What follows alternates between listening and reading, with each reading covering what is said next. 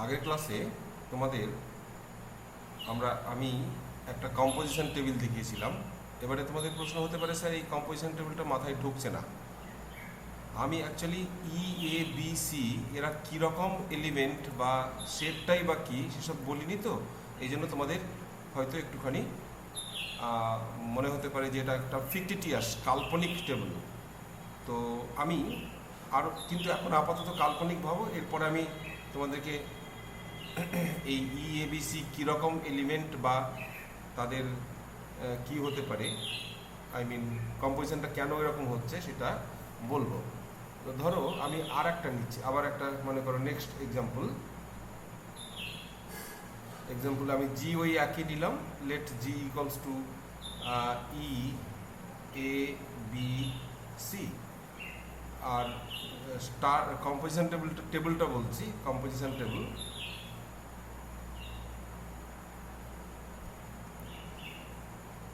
টেবিলটা ধরো এরকম।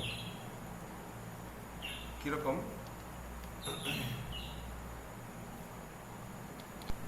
এই জি যেহেতু এলিমেন্ট চারটে, সুতরাং তোমাদেরকে এরকম করে লিখতে হবে। এবার এখানে মনে করো স্টার আমি বাইনারি অপারেশন দিলাম, তাহলে ফার্স্ট যে রোটা সেটা হেডার রোর সাথে আইডেন্টিক্যাল করে দেবে EABC। আর এটাও ফার্স্ট কলামটা, এই যে ফার্স্ট কলাম হেডারের সাথে আইডেন্টিক্যাল করে দেবে EABC। এবার দেখো এখানে আমি আগে লিখেছিলাম, এখনও লিখতেই পারি। বেশ, আমি এখানে লিখলাম। তাহলে এইখানে যখন বি আছে তখন এখানে বি হবে না, তাহলে হয়ে গেছে, একটা সি হবে, আর এইখানে তোমার বি হবে। তাহলে এবারে সি আর টেবিলগুলো মনে রাখবে সিমেট্রিক। এখানে যখন সিবি হয়ে গেছে তখন এখানেও সিবি তোমাকে করতে হবে। এবার আমি এখানে দিয়েছিলাম আগের বারে, মনে থাকতে পারে ডায়াগোনাল এলিমেন্টগুলো করেছিলাম আগে। দেখো আগেরটাই দেখো, এই দেখো এই যে ডায়াগোনাল এলিমেন্টসগুলোকে আমি সব করেছিলাম, তাই না? এবারে কিন্তু ওখানে টা করব না, মানে আমি নানা রকমের যে কম্পোজিশন টেবিল হবে সেইটা তোমাদেরকে কীভাবে লিখতে হবে সেটা শেখাচ্ছি। তো মনে এটা তোমাকে অঙ্কে দিয়ে দেবে যে এইটা হচ্ছে কম্পোজিশন টেবিল, তুমি এর রেসপেক্টে আইডেন্টিটি বার করো, ইনভার্স বার করো, এসব দেবে। যাক আমি এখানে যেহেতু দিয়েছিলাম তাহলে দেবো না, তাহলে দেখো বি হয়েছে, সি হয়েছে, তাহলে এখানে নিশ্চয়ই হবে, তাই না? যদি না দিই তাহলে হলো এইখানে। এবার আমি আবার বলেছি যে এখানে এখানে হয়ে গেছে, তাহলে এখানে এখানে হবে। এবার তাহলে এইখানে দেখা যাবে CBE, আর থাকে কে বাকি? ACB,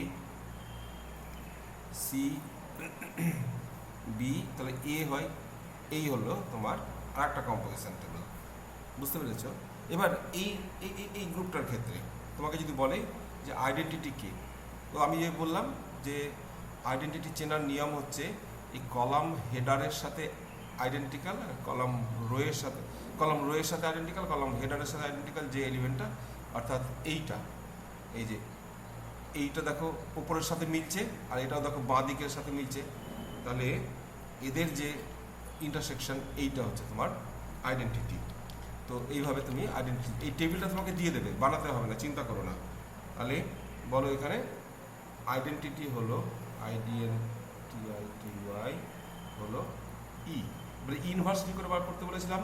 মনে করো ইনভার্স বার করবে, তাহলে ইনভার্স হলো কি করে বলো দেখি? এই যে এর দিকে যাবে, গিয়ে যেখানে তুমি পাবে সেইখানে গিয়ে ওপরে যাবে, তাহলে ইনভার্স হলো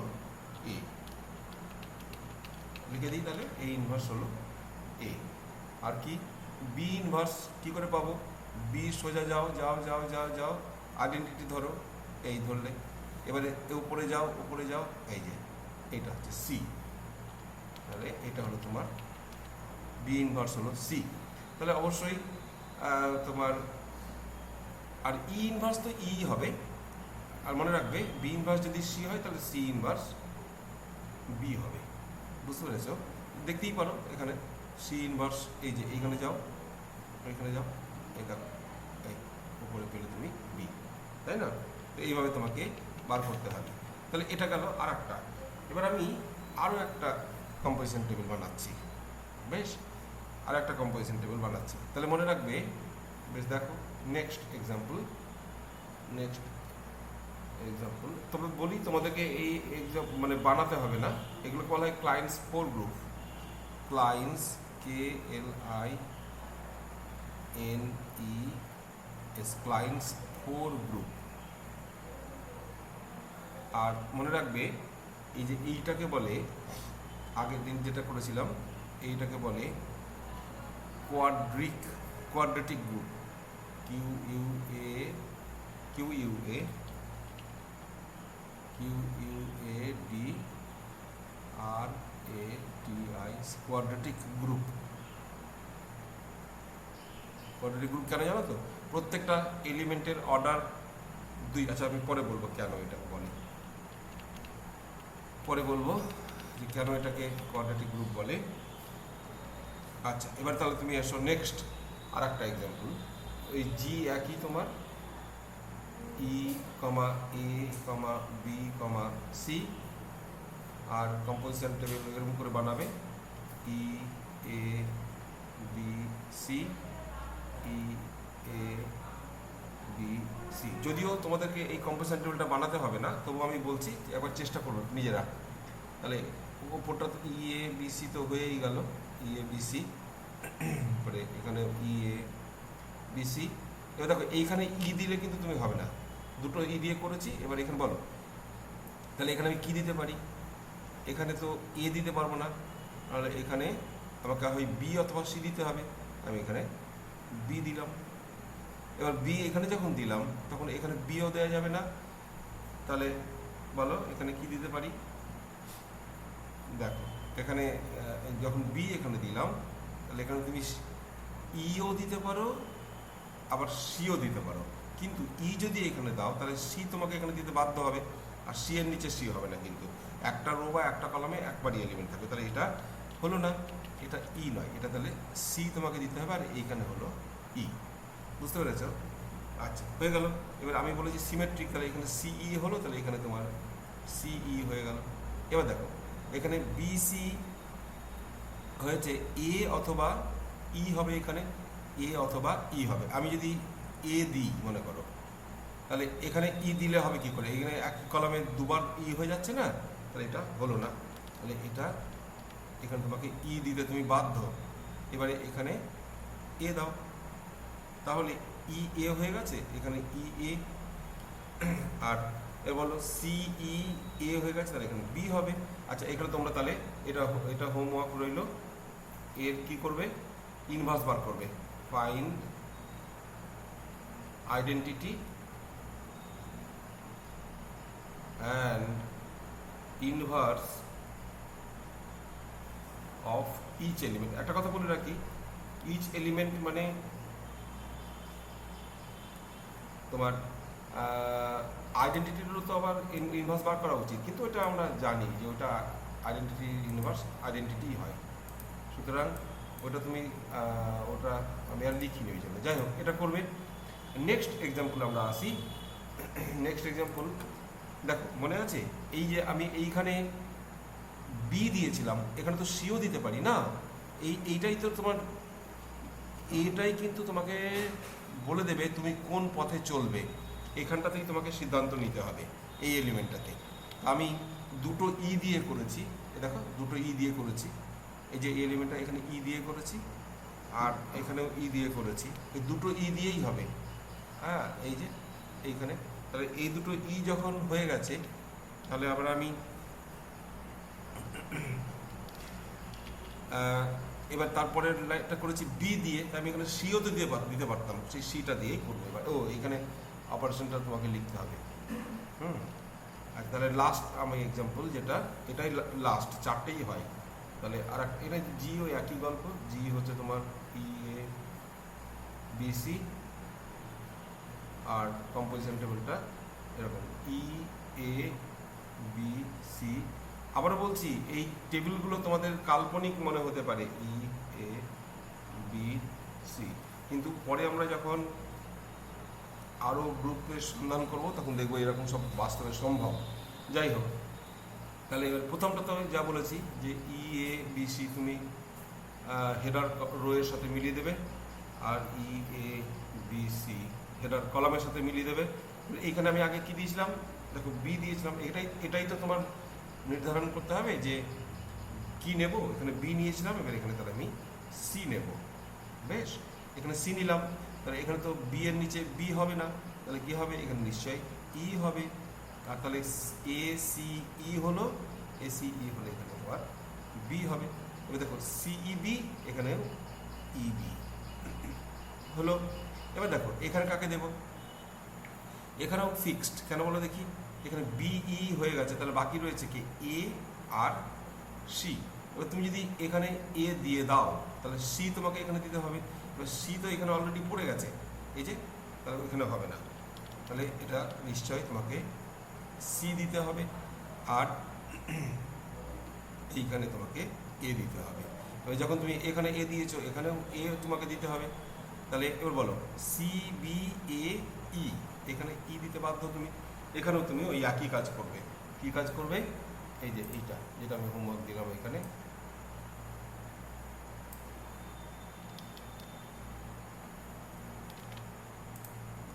এখানে তাই হ্যাঁ এরও বার করবে। আচ্ছা, এইবারে আমি একটা তোমাদের নতুন জিনিস পড়াবো যেটা তোমাদের সিলেবাসে রয়েছে। ফার্স্ট হচ্ছে কনগ্রুয়েন্ট মডিউলো রিলেশন। এটা ভালো করে বুঝতে হবে, খুব ইম্পর্টেন্ট। কনগ্রুয়েন্ট মডিউলো রিলেশন এটা কি জিনিস, মনে করো তোমাকে আমি পুরো সেট অফ ইন্টিজার দিয়ে দিলাম। বেশ, কারা আছে বলো তো, আছে তোমার 0 1 2 3 4 ডট ডট করে, আর এদিকে তোমার -1 -2 -3 এরা সব আছে, -4 এটসেট্রা এদিকেও আছে। তো this is your set of all integers. বেশ, এবার আমি বলছি যে দুটো এলিমেন্ট রিলেটেড হবে, এইভাবে লিখবো, A is congruent to B mod, মনে করো আমি দিলাম 3, বি মড 3, এইরকম। কি করে পড়বে এটা, রিড, আমি লিখে দিচ্ছি, read as a is congruent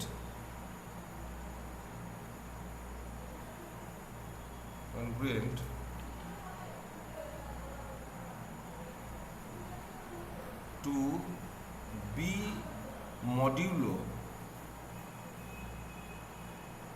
3। এবার বলে স্যার 3 কেন, 3 এর মাধ্যমে তুমি অন্য কিছুও নিতে পারো। আমি আপাতত একটা দিয়ে উদাহরণ বলছি। হ্যাঁ, দেখো না, আমরা দুটো সাইন থাকলে কি বলি, A is equal to B, A is equal, এখানে তুমি বলো ইকুয়াল, তাই না, ইকুয়াল যদি দুটো থাকে, ইকুয়াল টু বি বলো, তার মডিউলো 3টা এখানে এক্সট্রা বলতে হচ্ছে। কিন্তু এখানে কনগ্রুয়েন্ট মানে হচ্ছে সর্বসম, জানো, এই তোমরা এই টার্মটা বোধহয় জিওমেট্রিতে পড়ে ধরছো, তাই এখানে ইকুয়াল না, congruent, A is congruent to B modulo 3 এরকম বলে দেবে। বেশ, আচ্ছা হলো, এর মানে কি জানো, এর মানে হচ্ছে A minus B is divisible by 3। এটার মানে কিরকম জিনিস আরো ভালো বুঝবে, যে ধরো আমরা একটা কাজ করি, আচ্ছা বলো তো 0, তুমি যদি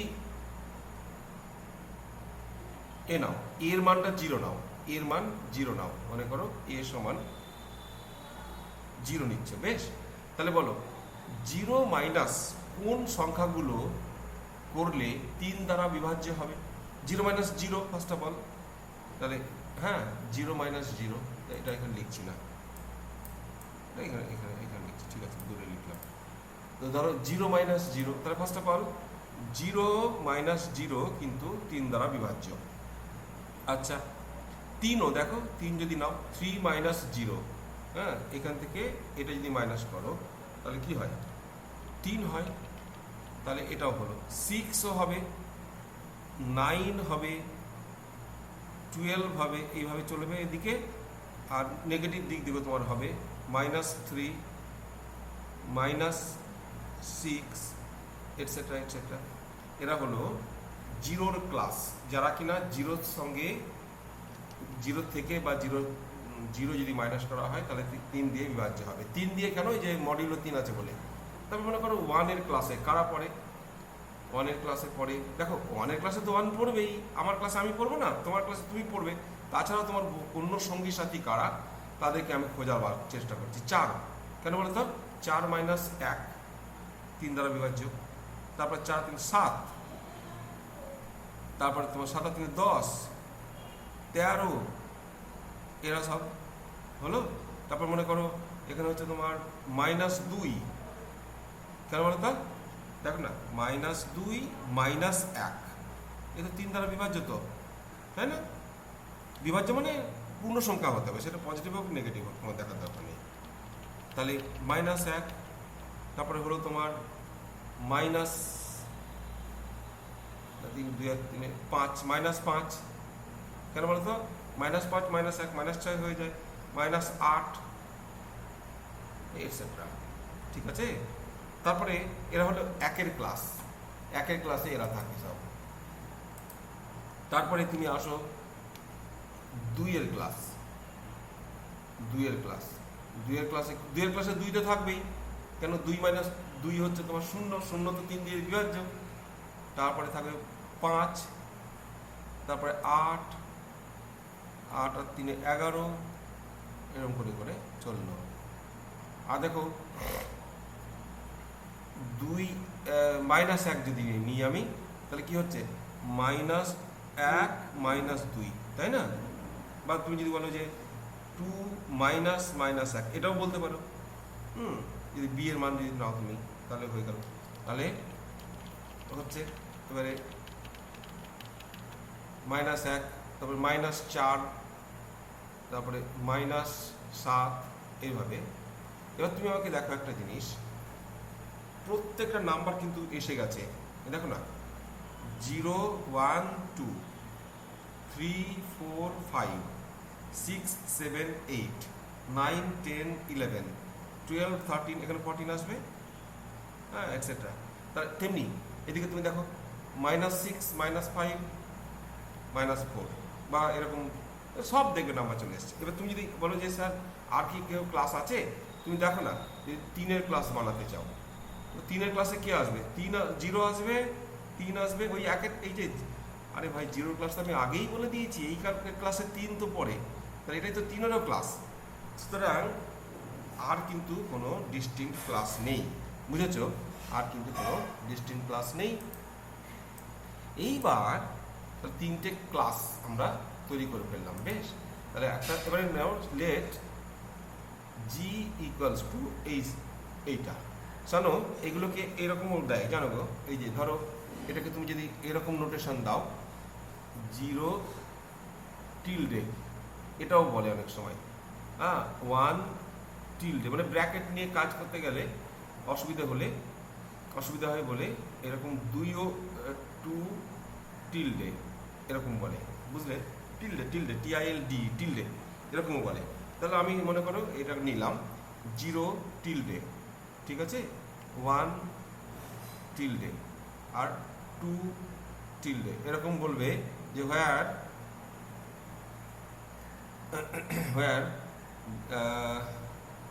0 টিল, আবার এরকম হোয়ার না বলে এরকম লেখো, the equals to the set of all classes, একটা এলিমেন্ট কিন্তু একটা classes of Z congruent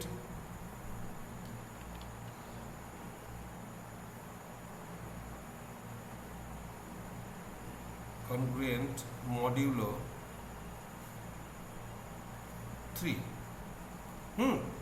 congruent modulo 3, বা এরকম লিখতে congruent modulo 3 classes of Z, এটাও লিখতে পারো। congruent modulo classes 3 of Z, এটাও লিখতে পারো। যাক, এটা হলো এরকম। এইবার ধরো আমি বলছি এরকম, ধরো class A plus class B, এটা যদি আমি এরকম বলি যে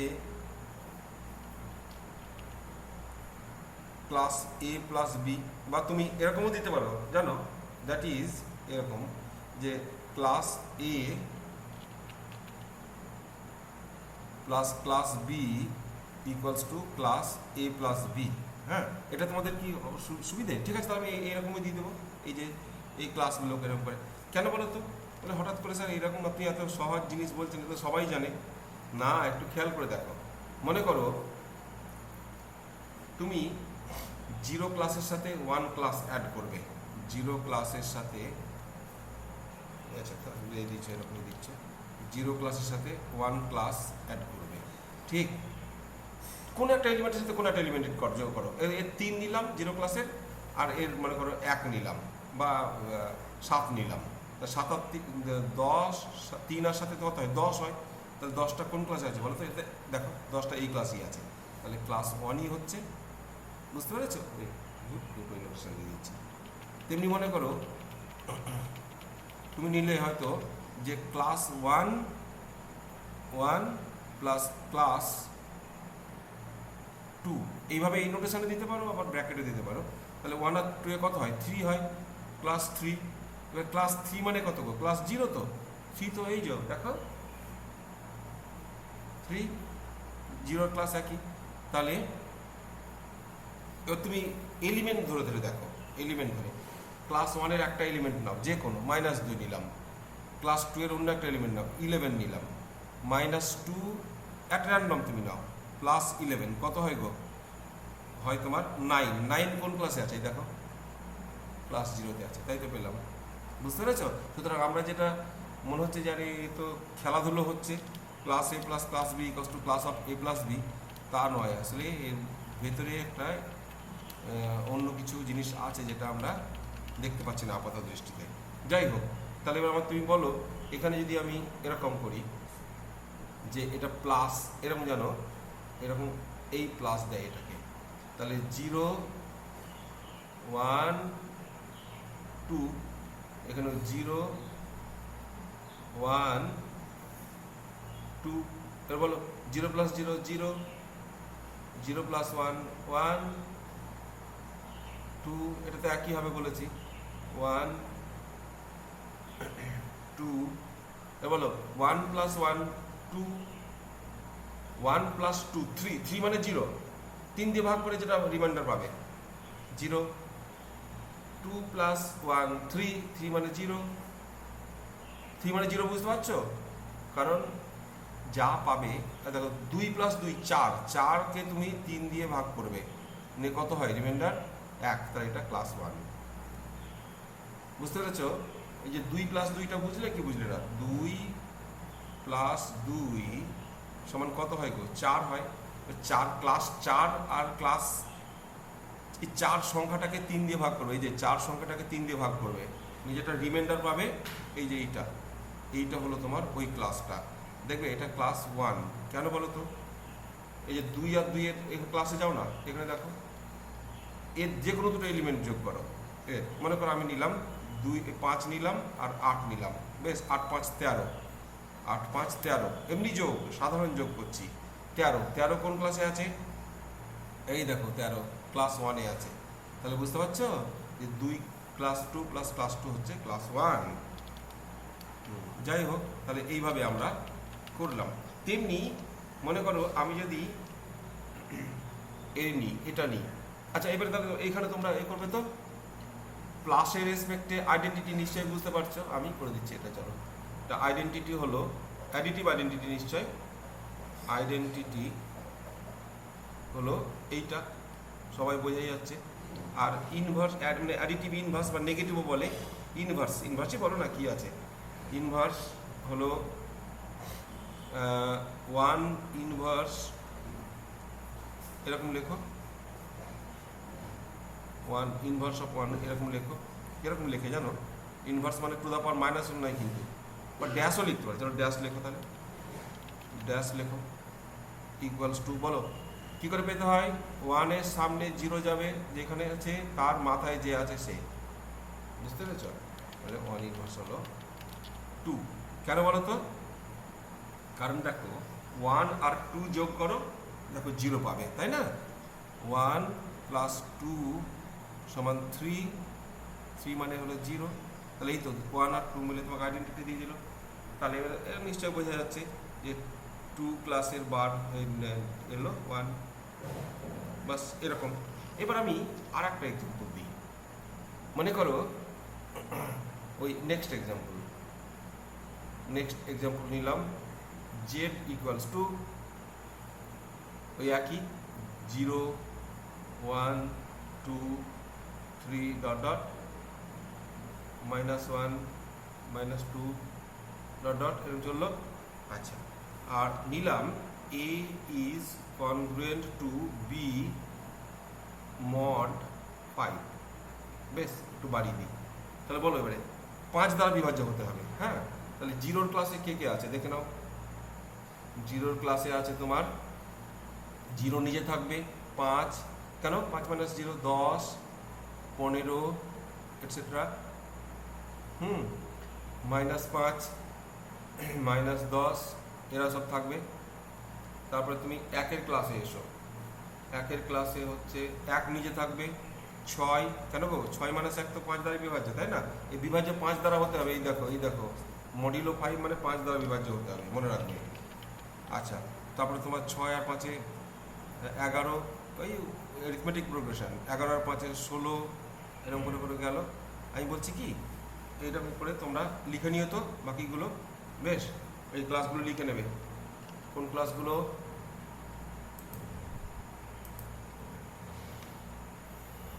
1 ক্লাস হলো, এখানে দেখবে ক্লাস 2 হবে, এটা লিখবে তোমরা। 2 হবে কত, ক্লাস 3 হবে কত, আর ক্লাস 4 হবে কত। বাস এই কটাই ক্লাস হবে। এই ক্লাসগুলো তোমরা লিখে নেবে তো। বেশ, এটা তোমাদের হোমওয়ার্ক রইল। বেশ, এবার আমরা কি করছি জানো? এবারে নিলাম লেট g = ওইটা ক্লাস 0, ক্লাস 1, ক্লাস 2, ক্লাস 3 আর ক্লাস 4, এই কটাই ক্লাস ডিস্টিংক্ট হবে। তারপরে তুমি যেমন 5 ক্লাস করবে না, ওটা 0 ক্লাসের সাথে হয়ে যাবে আইডেন্টিক্যাল। কেন বলো তো? এই দেখো না 5 কোন ক্লাসে পড়ে? এই ক্লাসে পড়ে 0 ক্লাসে। সুতরাং ক্লাস 5 হয়ে যায় ক্লাস 0টা। বলবে স্যার কি বলেন আপনি, ক্লাস 5-এর ছেলে আর ক্লাস 0 ছেলে মানে তো কলেজেই স্কুলেই যায়নি। আর ক্লাস 1 আর ক্লাস 6 এরা আবার সেম, জানো? তা বলে স্যার ফার্স্ট ক্লাস 1-এ যে পড়ে আর ক্লাস 6-এ সে পড়ে একই, কি গোলমেলে কাণ্ড কারখানা না এখানে। এরকমই আর কি, ক্লাস 1-এর সাথে ক্লাস 6 আইডেন্টিক্যাল। যাই হোক, এবার দেখো মনে করো আমি এইটা তোমাদের করতে দিলাম, দূর চাই একটা প্লাসের রেসপেক্টে, এটা তোমরা নিজেরা করবে। বেশ, প্লাসের রেসপেক্টে 0, 1, 2, 3, 4, 0 কম্পোজিশন টেবিলটা তোমরা নিজেরা করবে। এটা খুব সহজ। 1, 2, 3, 4। বেশ, এটা তোমরা করবে। হ্যাঁ, এটা তোমাদের হোমওয়ার্ক রইল, কমপ্লিট করবে। এবং সেখানে এই ইনভার্স বার করবে। ফাইন্ড আইডেন্টিটি অ্যান্ড ইনভার্স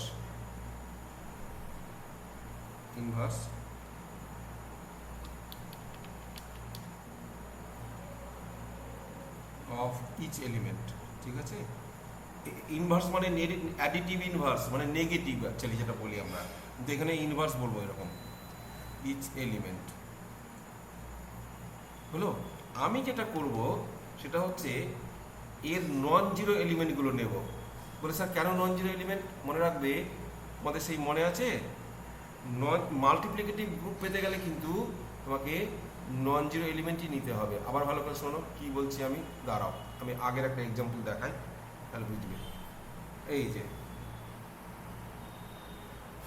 দেখো আগের দিন যেটা পড়িয়েছিলাম, টেবিল বানিয়ে মনে আছে?